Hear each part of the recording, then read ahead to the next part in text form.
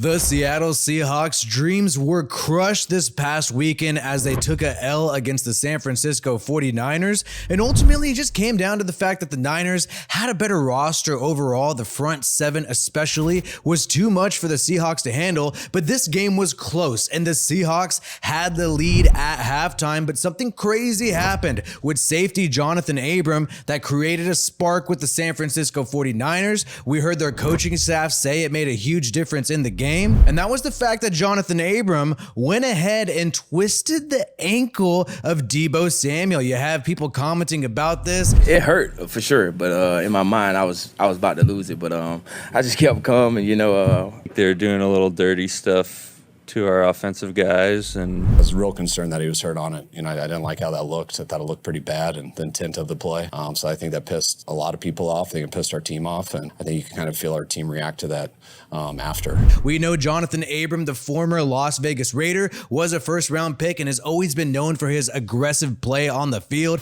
He often delivers big hits and tries to leave a big impact on the opponent psychologically, and so people are really getting on this guy for twisting Deebo Samuel's ankle. But I don't want to hear anybody criticize Johnathan Abram unless you criticize Mac Jones and the fact that he likes to twist ankles. He likes to do dirty plays all the time. He even had Brian Burns of the Panthers speak out about that. But Johnathan Abram did do this, and he is kind of a backup with the Seahawks. He did start a little bit the week prior because Neal was injured at the safety position, and then Neal kind of got banged up during this game, and you saw Johnathan Abram have to participate in a lot of snaps in this game. And he made a big mistake, not only because he drew the penalty, but because it created a spark for the Niners. And that is really when you saw this score separate. Acho talking about this, saying it was 17-16 at halftime. Then boom, 41-17. The Seahawks did not score once after this play. So we'll see what happens with Johnathan Abram next year. He is set to be a free agent. We'll see if he re-signs with the Seahawks, or maybe he'll go and test it out with another team. However, he does not play on the offensive side of the ball, and that was the problem for the Seahawks throughout this game. Geno Smith, however, is expected to be the quarterback in 2023. We have a report today from Pro Football Talk. Pete Carroll says they have had preliminary discussions on a contract, and earlier this month there was talk about how the Seahawks may even elect to use the franchise tag on Geno Smith to keep him there if they have to, not allow him to test free agency. If they do franchise tag him, it will be around $30 million for that year. But Geno Smith said he wants to repay the Seahawks, and he is very thankful for the opportunity that they gave him this year.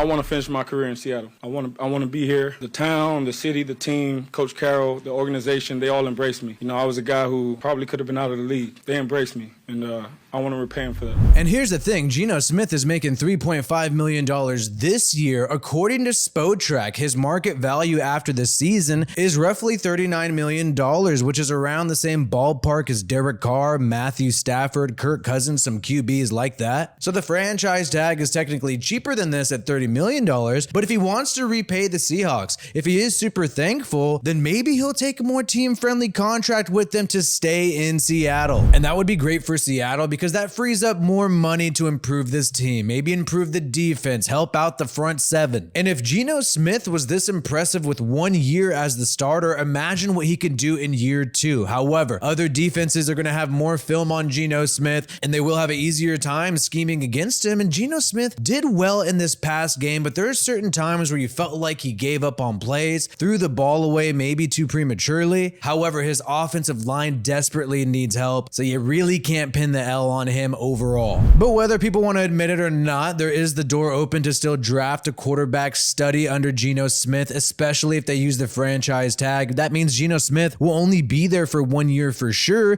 And if that's the case, if he's only there for 1 extra year, the Seahawks have the 5th pick overall in the draft right now. Arizona will not take a QB. Chicago will not take a QB. The Seahawks can pick the 3rd best QB in the draft. That will be hard to refuse if you have somebody like CJ Stroud, Bryce Young, or Will Levis there. Most likely Will Levis will still be there. Maybe Seattle will think about it. We'll see. There's still some time for the combine and many things to happen till then. Another great insurance policy the Seahawks may have is also Bruce Irvin, who came back this year on a cheap veteran deal. Really did a great job in the pass rush game for the Seattle Seahawks, and they desperately need help with their front seven, with their defensive line. And he's open to the possibility of maybe returning next year. He'll probably be 36 36 years old next season. But he says he's not done. He's going to assess his career with his family, and you might even see Bruce Irvin back with the Seahawks next year. Either way, let me know what you think the Seahawks should do. Should they draft a quarterback with that 5th overall pick? Like this video if you have not yet, and subscribe to this channel for more NFL content. My name is Wi-Fi Willie. Peace out, and I hope you have a good one.